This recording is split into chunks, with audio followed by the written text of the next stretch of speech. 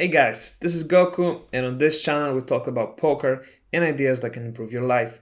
So if you're interested in that, go ahead and click the subscribe button because I'll be honored to have you here. Today we're gonna jump into Poker Snowie and we're gonna analyze some of our hands that we imported on the previous session. On the previous session we imported 396 hands and we took a look at the blunders that we made.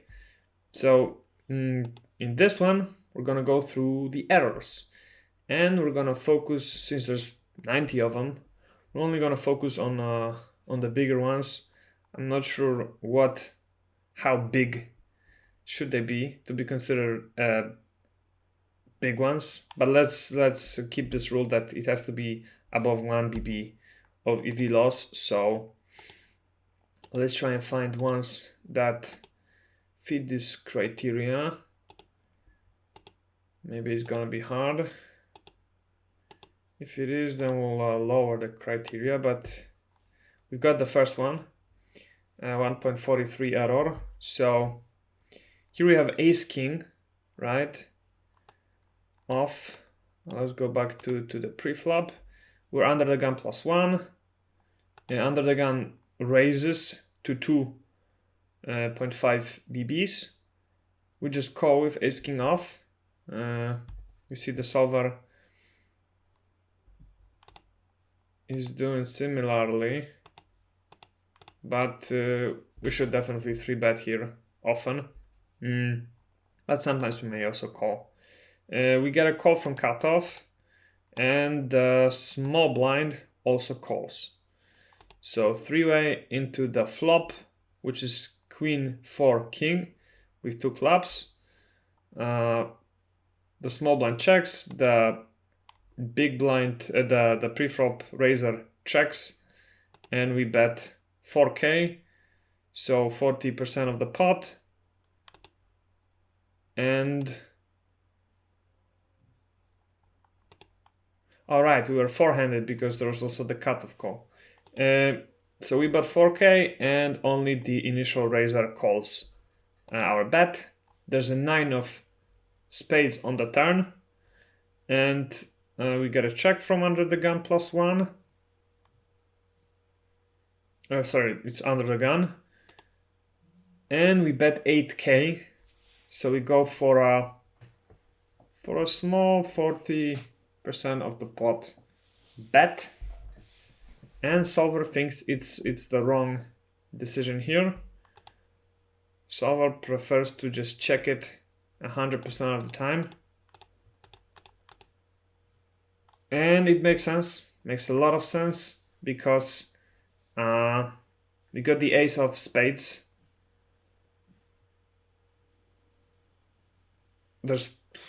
Actually, I thought there were 3 spades on the board, but there aren't. So we have here a top pair and top kicker. The straight has just completed. We've got 2 flush draws possibles. I mean, 2 different possible flush draws, spades and clubs. And so I'm not sure why it should be a 100% check. But I guess if we bet here, we are getting some value from the kings, from the weaker kings, and we are protecting us from a hand like king jack getting the straight on the river, or from all these various flush and straight draws that he has.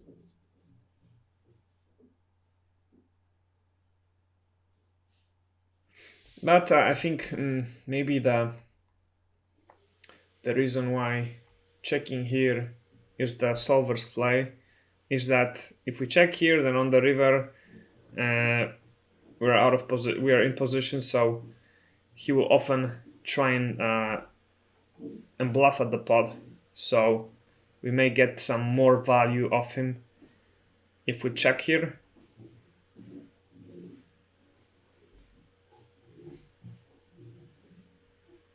Well, actually, versus his range, you know, he's got a much stronger range than we have. So I guess that's why the check is the correct play. We don't want to build the pot bigger. We've got a really nice hand, so yeah, makes sense. But we bet and the villain falls, so there's that. This is a small one, another small one. Oh, this is a big one, but we've already covered this because this was a blunder. So I'll go to the next one. Oh, we have one that is just over 1 BB of EV loss. Let's go to the beginning of the hand. We've got a nice stack of 90 something big blinds on 1400, 700 blinds with ante-175. There's a open from middle position. We call this with ace-10 off, which is a little bit weak, I think. Like the tip says, your hand is too weak to call. Instead of it is a borderline decision between folding and bluff raising. So we can sometimes raise it, but we should mostly fold it. But calling here from time to time. I mean, maybe we wanted to play a hand versus the big blind or this razor. But we see a call from cutoff, and the big blind also completes. So we go to a four-way flop of queen, king, ace, and big blind checks. Initial razor continues for very small 20% pot bet. We call this with our hand, and cutoff also calls. A 7 of spades falls on the turn. The initial razor once again continues for a 20% bet. We call this, and solver thinks this is a wrong call here, which I disagree with, because yeah, why not call this? We've got a nice hand, we've got a straight draw, and it's not obvious that we are beat. I mean, why is he choosing such a low sizing here? Maybe we had some tell on this player. We knew some more about him, and maybe we knew that he would do this with, you know, ace deuce off. But yeah, the solver thinks it's a fold, but nonetheless we call. The cutoff called again, and we saw a 7 of hearts fall on the river, and this time there was a bigger bet from the pre-flop raiser, almost half pot, and we chose to fold this hand, and now I think it makes sense. But this call here, I think it's not the worst. I think if we catch a jack on the flop on the river, then we may scoop a nice pot. I think a lot of the time he may also check on the river, and the entire pot may be checked, and maybe we win with our hand. I think for this price it's an okay call, but But the solver thinks it's a fold, so you need to also keep this in mind. Let's go to the next one. Okay, this is one of the blunders we already discussed in the previous video. And here's a 1.69 error, which may be good to analyze. So we've got king queen off on 800, 1600 blinds with 200 ante, and there's a open from hijack, who's the big stack on the table, the big player, over 200 big blinds deep, opens for 2.5 BBs. We call with our hand. Solver doesn't like that. Calling is indeed better than folding. However, besides raising your top hands, you should mix up your raising range with some bluff hands. This hand is a very good candidate for you, so you should have raised. I agree. We can 3-bet king queen off often, but we can also call it on the button, right? Especially versus a big player who may just re-raise us lightly or peel it off more often than not. So maybe we do not want to build a big pot with king queen off with the biggest stack on the table. So I think calling here is fine. The big blind also decides to call. Makes a lot of sense with his hand 7-8 suited. And we see a flop of 6-9-9 with the small blind, sorry, with the big blind checking, the initial raiser checking, and us deciding to take a stab at the spot with a third pot bet. And the solver likes this play, but thinks a better sizing would be quarter pot. But I guess it's, if you ask, it's exactly the same. So,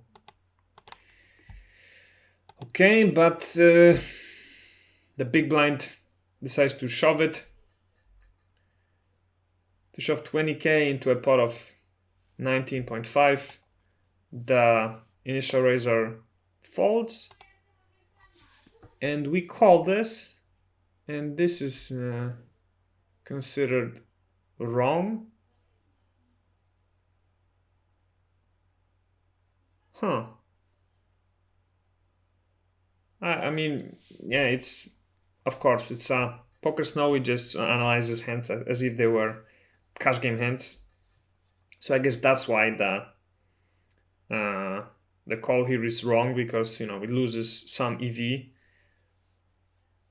But in a tournament spot, I think here we just have to call. We have to, we have 15k to add to win a pot of 55k, and we will often be ahead with our hand because he'll be drawing.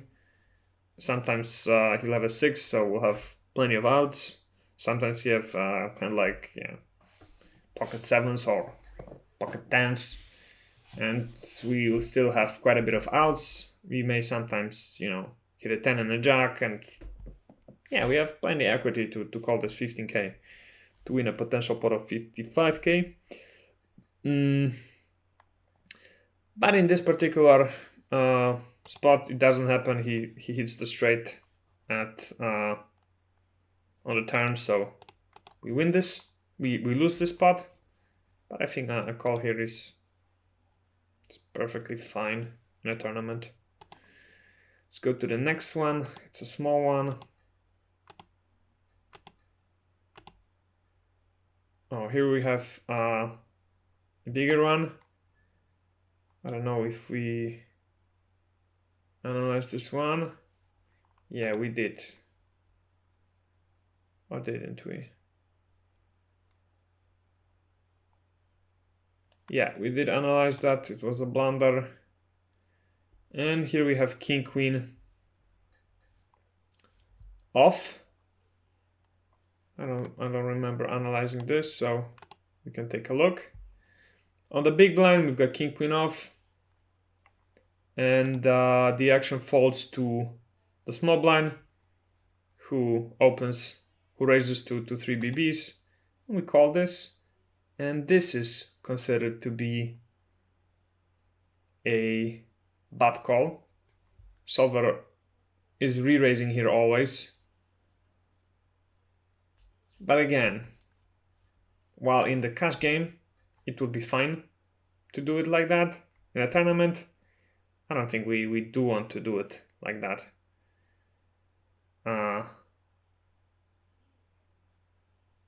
Yeah, I think in a tournament it's just better to call this. If we shove it here, it's fine. I guess it will get him to fold ace deuce suited. But nonetheless, we call, and this is the mistake. And if we were to 3-bet to 20k, then we leave ourselves with 70k behind. If he calls, that's 40k pot. Yeah, we're building a big pot.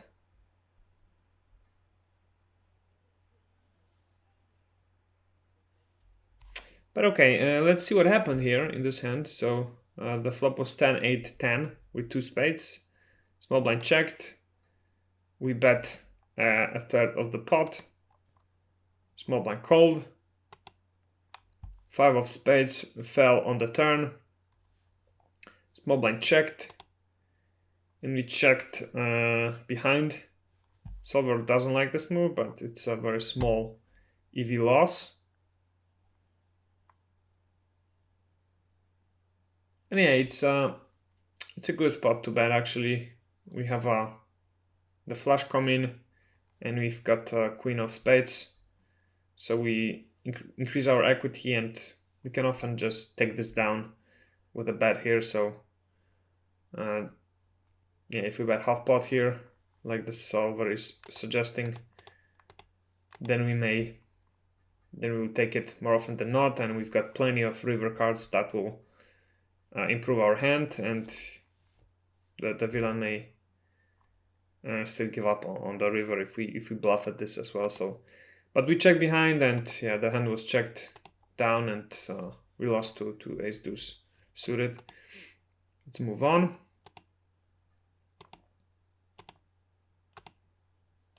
Let's find another hand where we lost over 1 BB of EV loss.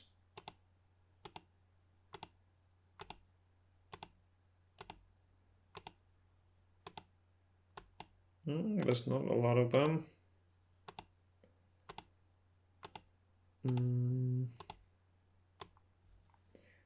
Okay.